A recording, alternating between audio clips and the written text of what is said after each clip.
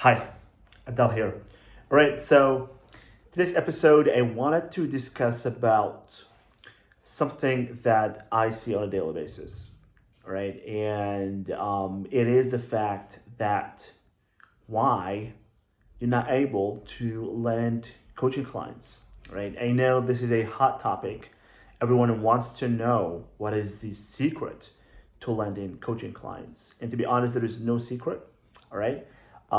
It took me a lot of time to figure this out, but I'm gonna try to tackle one of the most important reasons I see a lot of new coaches or experts or people who try to monetize their expertise struggle to land clients. This is where we're probably at right now in your business, right? So you think you've done your part, you think you've been consistent with your content creation, you've been trying to figure this thing out, creating different offers. Maybe you've done also paid ads.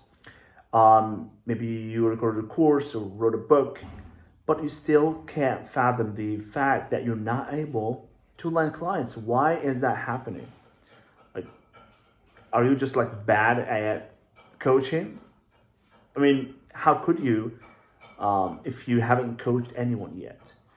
Marketing isn't your like your biggest skill.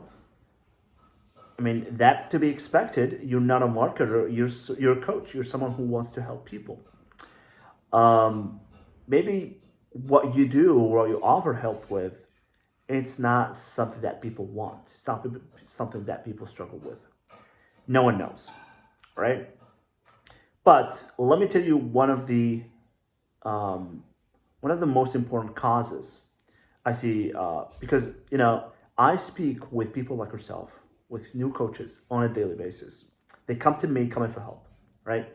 Asking for help about how to launch their businesses, how to market their offers, what kind of offer that is best for them, what is the right niche for them, what is the process they should follow in order to build an online presence, to have a solid brand, to just make people aware of what they have to offer.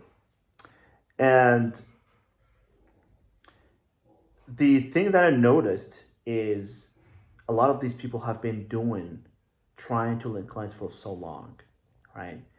And you might think that this is probably because, no one wants what they have to offer. But the reality is, one of the reasons I figured out this happens is because the intent is not there.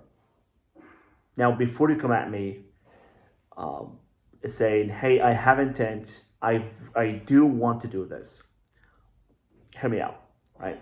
What I mean by intent is you're probably not going full in.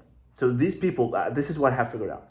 These people who are struggling to land clients, to have progress with the coaching business, the main cause is that they're not going full in their business. And it's like they're treating it as a hobby. So they create content for the sake of creating content. They are consistent for the sake of being consistent, so that they tell themselves, "Hey, I'm doing my part of the job here. I'm being consistent. Why am I not landing clients?" But the intent is not really there. Like, you're not doing what you want to do for the purpose of actually getting progress on doing things properly to have results. You're doing this for your own personal, let's say, ego or fulfillment. You're doing this, hey, to just say, "I'm doing my part here. If this stuff doesn't work, it's not because of my fault." Let me give you an example. Let's say you try to create an offer, right? And you will try to come up with ideas, right? So you come up with a bunch of ideas that you have, just heard somewhere or read about somewhere, right? And you say, "Hey, this should work. Let me go with this idea." And you create that offer, and then no one converts, right? You don't know how to market that offer. You know, you haven't really figured out like what is the reason that your offer is not converting. But when there is intent in what you do, what you should be doing instead is speaking to someone who has expertise in creating an offer, doing a deep dive into your audience, into your customer avatar, and figuring out exactly what is the thing that they're struggling with, how to speak to them in a language that they can relate to, right? And that is what I mean by intent. It's like doing things properly, going the extra mile to making sure that what you do is actually going to be working, right? Or has worked before. And there are many ways on how you can do that. So you do really deep dive and like strong research in what you're trying to achieve or what kind of things that you want to build. If it's an offer, you're going to, study your audience, learn all about their weaknesses, their problems, their hopes and dreams, and do a proper research. And don't tell me that, a couple of Google searches and, going through Instagram or listening to some people, that is proper research. No, that is not proper research. It takes time to do that. I mean, I have now the skill to do it in just like 2 to 3 weeks to have results, right? Although I can spend, 2 to 3 months doing that. But to actually have initial results, I can do that in 2 to 3 weeks. But you probably don't have the skill right now to do that yourself. So it's probably gonna take you maybe like 2 months, right? But you still need to do proper research. Still need to read books about the problem that you want to solve. I mean, probably this is your expertise, but the thing that you understand is that how you see the world might be completely different to how your ideal customer sees the world, right? So that is what I mean by intent, all right? Another example is creating content. So let's say you have a social media page, you want to create content for and grow your audience. So what you can do is just like, open your notebook and then start type in whatever IDs, content IDs that you have. And this is doing work with probably low intent, right? If you have like a really good intent, what you would do is you would do research about content. You would hire people who are experts in content creation. They will do research about your audience and give you the top performing IDs in the industry. Then you would replicate that content in your social media page, and you do it consistently. That is intent. All right, that is what I mean by intent. So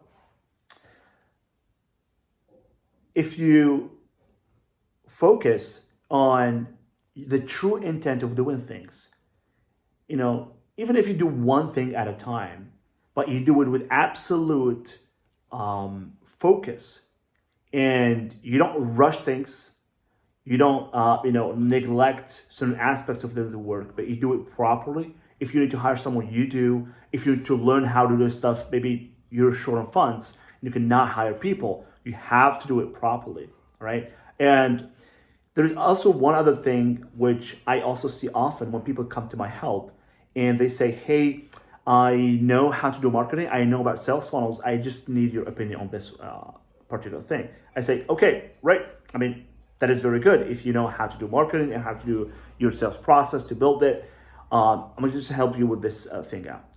But then when I see what they have going on, it's a complete mess, all right? So they think that they know better than anyone else to do the thing that they should be doing, right?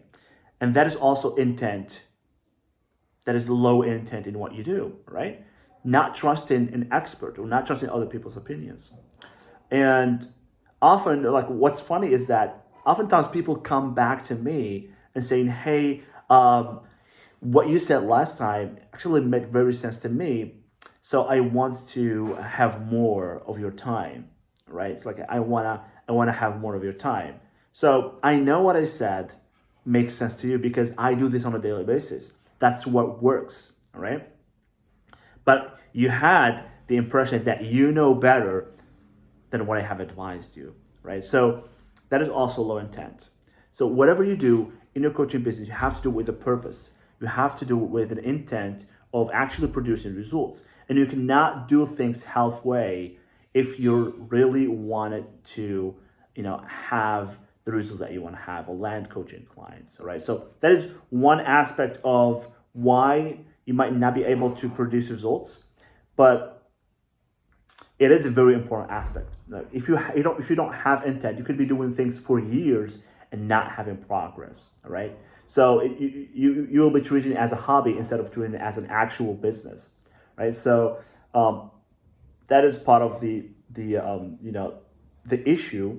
But I guess this can be fixed really, really quickly. Either you learn to do things properly, you learn to do the work properly, and you spend the required time to do actually each task in a proper way, or you hire someone to actually do it for you and give you shortcuts that you never knew existed. So that's about today's topic.